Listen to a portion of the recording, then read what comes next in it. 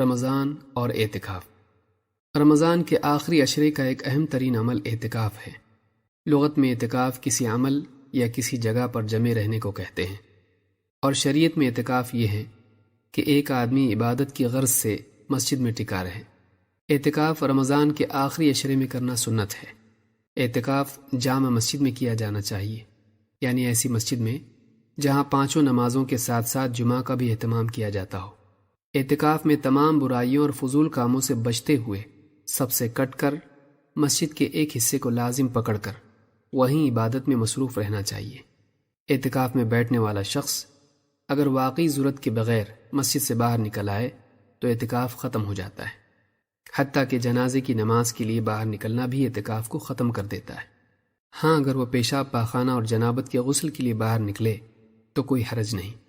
اعتکاف کی فضیلت اتنی زیادہ ہے کہ اللہ تعالیٰ نے ابراہیم علیہ السلام اور ان کے بیٹے اسماعیل علیہ السلام دونوں کو حکم دیا کہ وہ اعتکاف کرنے والوں کے لیے اللہ کے گھر یعنی مسجد حرام کو پاک صاف رکھیں۔ اللہ تعالیٰ نے فرمایا وَعَهِدْنَا إِلَىٰ إِبْرَاهِيمَ وَإِسْمَاعِيلَ أَن طَهِّرَا بَيْتِيَ لِلطَّائِفِينَ وَالْعَاكِفِينَ وَالرُّكَّعِ السُّجُودِ، اور ہم نے ابراہیم اور اسماعیل علیہ السلام کو حکم دیا کہ تم میرے گھر کو طواف کرنے والوں اور اعتکاف کرنے والوں اور رکوع اور سجدے کرنے والوں کے لیے پاک صاف کرو۔ سورۃ البقرہ آیت نمبر 125۔ اس سے معلوم ہوتا ہے کہ اعتکاف کتنی عظیم عبادت ہے، اور یہ بھی معلوم ہوتا ہے کہ اعتکاف کرنے والا کتنا قابل احترام ہے۔ اعتکاف کی اسی فضیلت و اہمیت کے پیش نظر اللہ کے نبی صلی اللہ علیہ وسلم ہر سال رمضان المبارک میں اعتکاف کرتے تھے۔ یہ اعتکاف رمضان کے آخری عشرے میں ہوا کرتا اور 10 دنوں کا ہوتا تھا۔ ابو ہریرہ رضی اللہ تعالیٰ عنہ فرماتے ہیں کہ اللہ کے نبی صلی اللہ علیہ وسلم ہر رمضان میں 10 دنوں کا اعتکاف کرتے تھے، لیکن جس سال آپ کی وفات ہوئی اس سال آپ نے 20 دنوں کا اعتکاف کیا۔ اس حدیث کو امام بخاری نے روایت کیا ہے۔ اس سے معلوم ہوتا ہے کہ رمضان کے آخری عشرے کا اعتکاف نبی کریم صلی اللہ علیہ وسلم کی دائمی سنت ہے، لیکن اسی حدیث سے یہ بھی معلوم ہوتا ہے کہ زندگی کے آخری رمضان میں آپ نے 20 دنوں کا اعتکاف کیا، تو اس کی حکمت مسند احمد ہی کی ایک حدیث سے معلوم ہوتی ہے۔ حضرت انس رضی اللہ تعالیٰ عنہ فرماتے ہیں کہ نبی صلی اللہ علیہ وسلم کی عادت مبارکہ یہ تھی کہ رمضان میں مقیم ہوتے تو 10 دنوں کا اعتکاف کرتے، اور اگر سفر کرتے تو اگلے سال 20 دن کا اعتکاف کرتے، گویا یہ پچھلے سال کے چھوٹے ہوئے اعتکاف کی بھرپائی ہوتی۔ ابن قیم رحمہ اللہ فرماتے ہیں نبی صلی اللہ علیہ وسلم نے ایک مرتبہ رمضان کے پہلے عشرے کا اعتکاف کیا، پھر درمیانی عشرے کا، پھر آپ پر یہ بات واضح ہوئی کہ لیلۃ القدر آخری عشرے میں ہے، تو آپ نے اسی پر مداومت کی یہاں تک کہ آپ اپنے رب سے جا ملے۔ دنیا کے مشاغل انسان کے قلب کو اللہ کے ماسوا میں مشغول کر کے غافل کر دیتے ہیں۔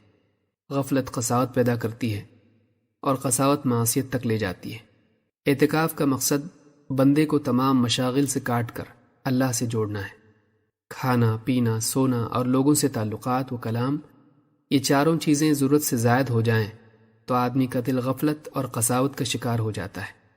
اعتکاف کا مقصد یہ ہے کہ آدمی کھانے پینے اور آرام میں کمی کے ذریعے اپنے نفس کو مادیت سے اوپر اٹھائے اور اپنی روحانیت کو ترقی دے، پھر مخلوق سے کٹ کر اپنی تنہائیوں میں اللہ کو یاد کرے، اس سے مناجات کرے اور اپنے حال و معال میں غور و فکر کرے۔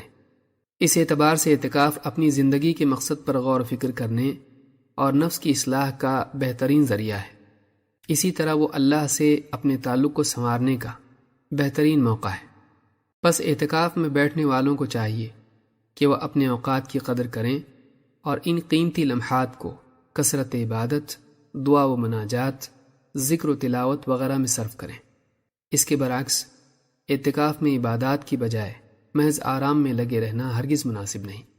اس سے بھی زیادہ برا یہ ہے کہ آدمی اعتکاف میں بیٹھے دوسرے لوگوں کے ساتھ گپ شپ میں وقت ضائع کرے، یا پھر اعتکاف میں بیٹھے بیٹھے دن بھر موبائل فون پر تجارت یا فضولیات میں وقت برباد کرے۔ عقل مند آدمی وہ ہے جو آخرت کی تجارت کے موقع کو دنیا کی تجارت میں پھنس کر برباد نہ کرے۔